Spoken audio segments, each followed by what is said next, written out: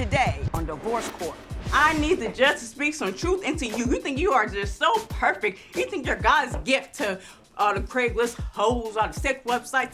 You put me through hell. You don't even kiss me. You don't say I'm beautiful. I just don't understand you. You find a little itty bitty thing. You act like you're a god. Who are you? You're a man who's very selfish, you're heartless, you don't care about me. What are you doing for me emotionally? Nothing.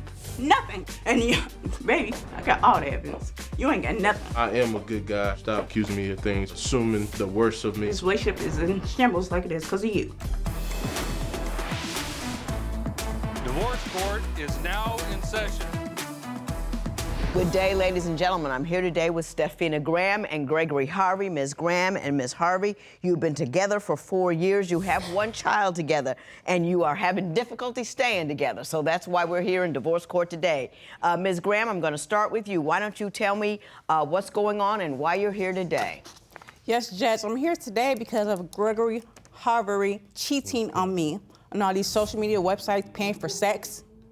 And I'm just sick and tired of it, and I'm hurt. I'm a hurt woman. I just need you to help decipher. Should I stay with this man? And I have Tell me what you've caught him doing. Tell me what's going on. Give me some stories. So I'm gonna I get you to looked Ms. through his Harvey. cell phone, through his emails. And these are sent emails. That's how I found the evidence. Got pictures of naked girls showing their vagina and their private parts. Him saying, baby, you know what? Call me daddy. Call me daddy. Because I'm not going to pay for no sex website, but I'll pay you face to face because I just want to have fun. Because I'm Gregory Harvey. I could do nothing wrong. I do nothing wrong. I don't cheat on you. Last time I cheated on you was 2014 when you came back from Chicago. But he hasn't cheated on me. But he says he's going to see today that he does. You got something right there, yes. Mr. Harvey? While she's handing this up to me, why don't you tell me, are you cheating on her? No, I'm not cheating on her. No. So what about the messages she found? This right here is the gobbler. That's what I call her. Is She's the who? The gobbler. The gobbler. The gobbler? The gobbler. The lazy Hang on. Why do you call her the gobbler? Because every time she gets upset, she sounds like a turkey.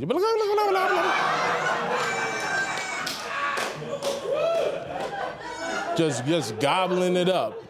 And you cheating it up, huh? Now, Mr. Harvey, these are some fairly explicit sexual communiques here. Are you contending that that wasn't you?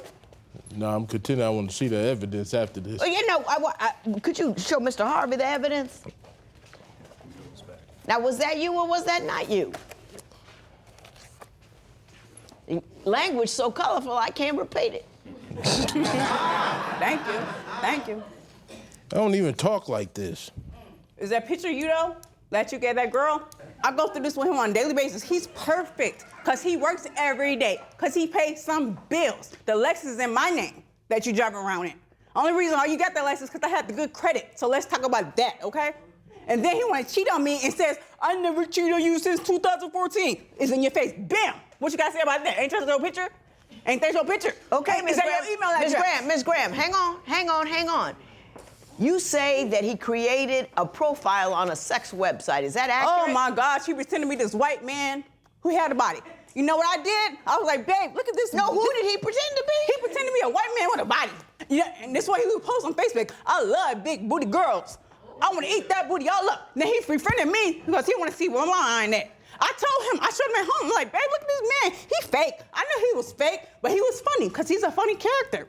He's very funny. So in his, okay. It's the gobbler. Mr. Harvey, she seems to have a lot of specific stories about things that you're doing that are inappropriate in the context of an exclusive relationship. What is your response to that? So the page that she's talking about, I specifically created the page to catch her up.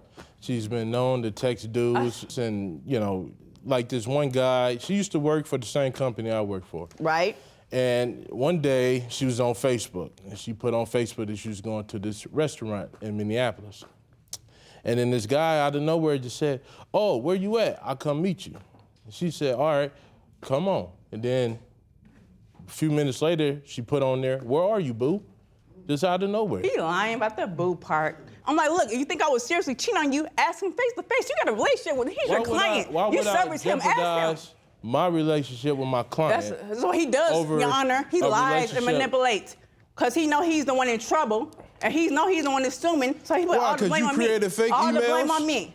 If it was really an issue, when I had it in a private message, I'll let the world know. Because he's just a buddy, he's just a friend. Now, Mr. Harvey, is this go on all day long at your house? Yes, all day long, and don't stop the beat. He Greg, native Harvey. He couldn't even answer. Harvey. Ms. Graham, I was talking to Mr. Harvey. Ms. Graham, pull yourself together. It's the gobbler. Pull yourself together.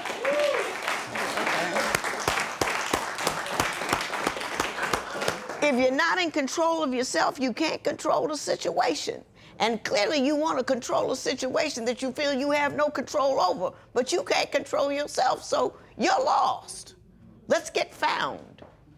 Now, Mr. Harvey,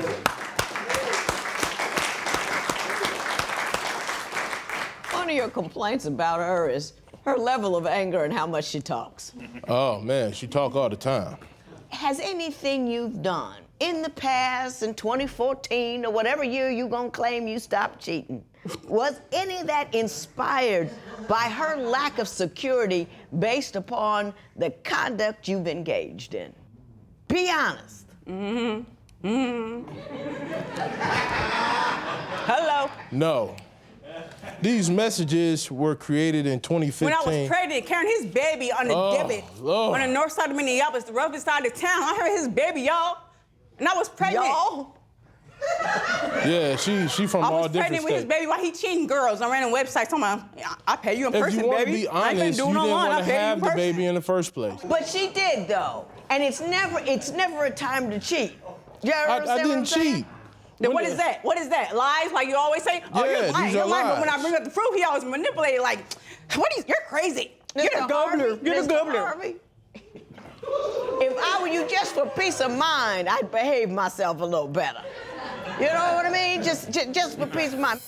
It get heated every 10 seconds. It's something new, something new. We're in the bedroom, so then we're wrestling with the door. Then I tried to get back in the room, right? Because sometimes I'm crazy in the moment. That's when he sprayed me for air freshener. And what did you do?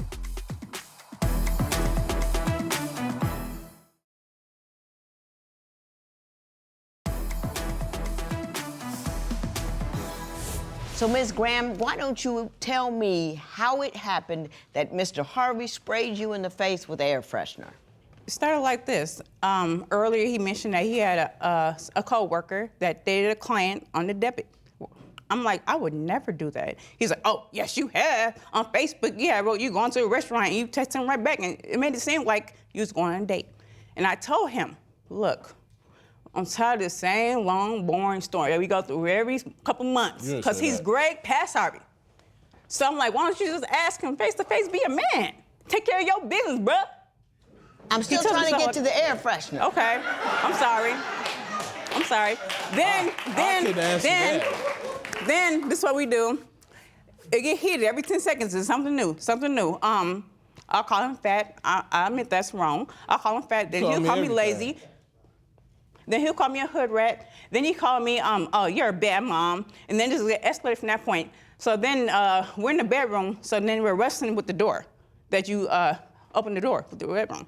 Long story short, we broke it. And the reason why we broke, because he's so strong. Look at me. Look at him. Who do you think broke the door? Ding dong. But I'm the one that broke the door. He don't take accountability for nothing. Then I tried to get back in the room, right? Because sometimes I'm crazy in the moment. That's when he sprayed me for air freshener. And what did you do? He said, no, I didn't. No, I didn't.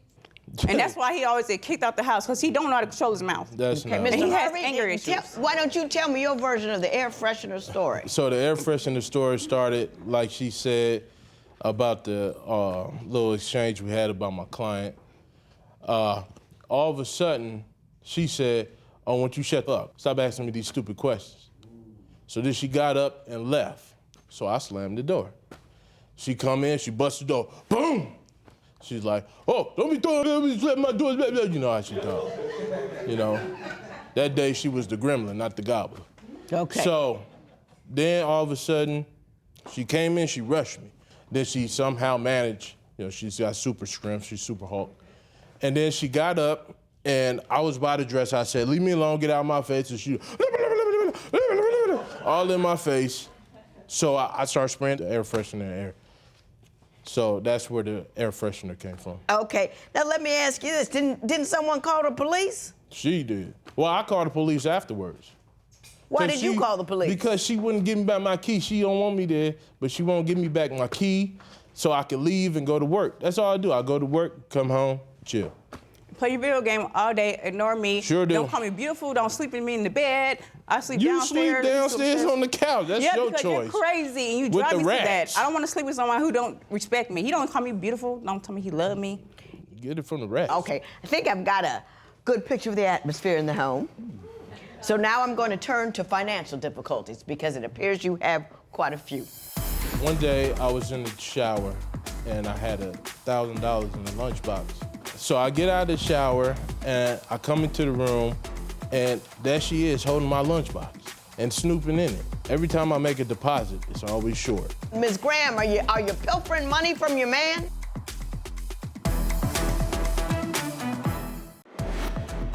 How would you react to being falsely accused of cheating? Tell us what you think at facebook.com/divorce court. Divorce Court will be right back.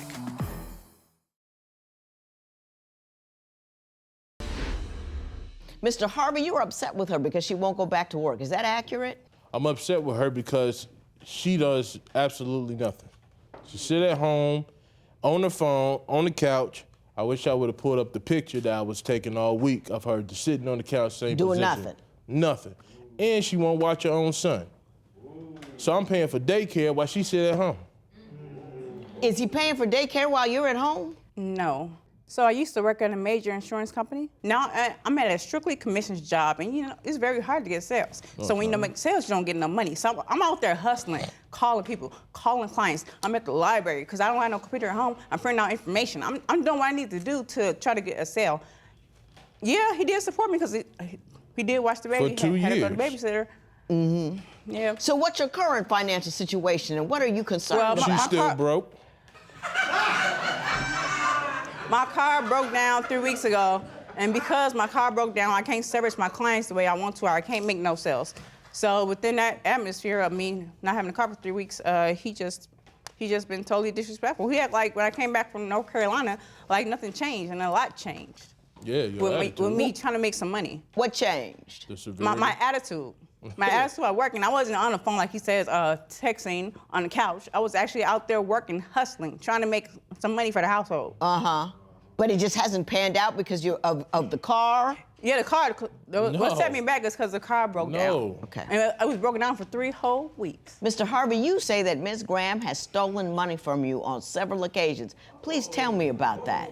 So one day I was in the shower and I had $1,000 in the lunchbox and I was about to leave. So I'm in the shower. What were you doing with $1,000 in a lunchbox?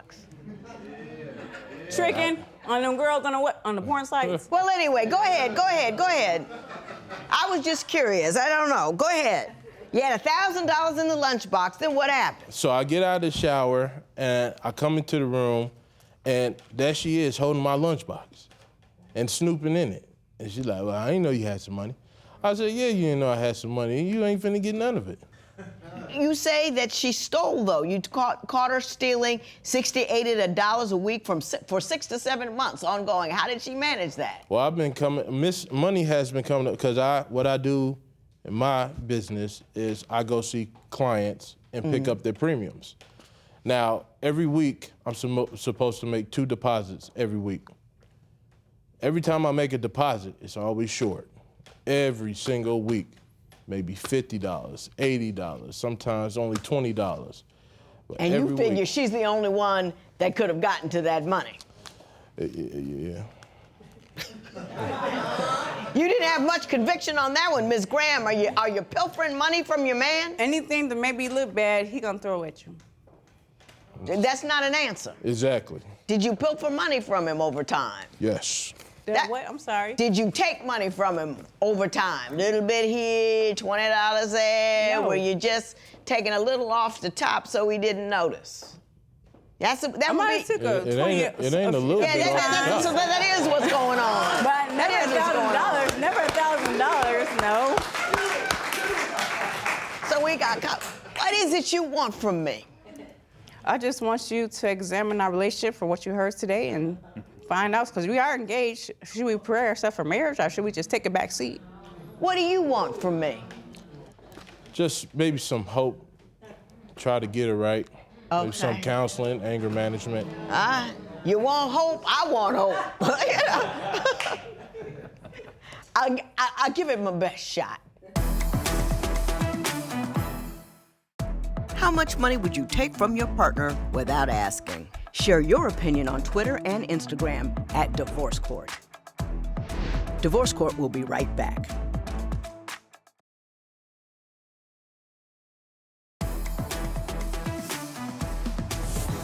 Social media has insinuated itself into the very fiber of our being. And the ease with which we can poke our little fingers out there and say, hey, baby, you're sexy, and get a little this, and the access to, immediate sex without the mouth,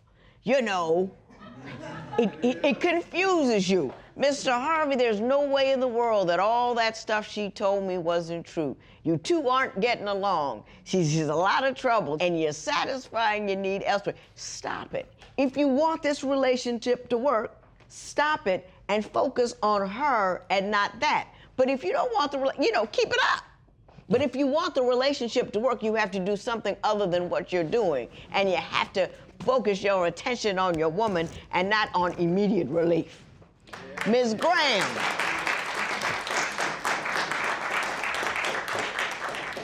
You can't harpy a man into treating you right.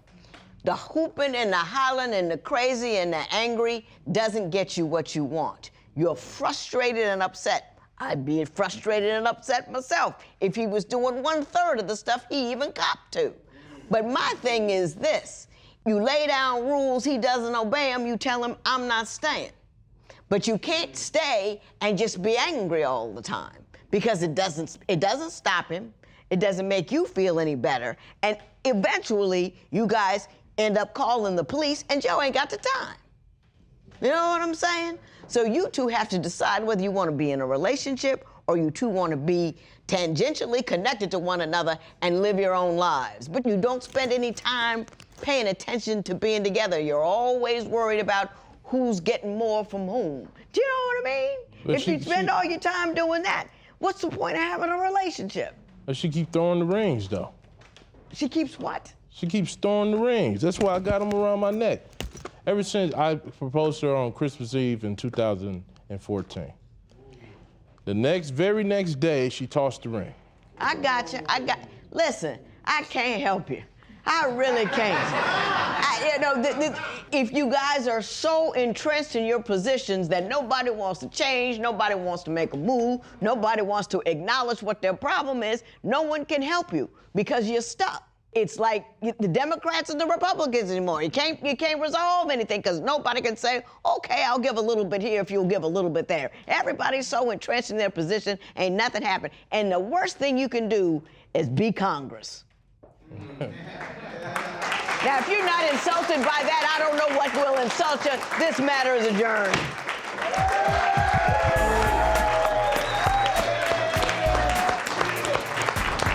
The judge says she couldn't help us. So I'm just ready to move on with my life and get my son and do my thing. The most disappointing thing is that I did look at Gregory Harvey as my future husband. Now I have to go my life as being single again.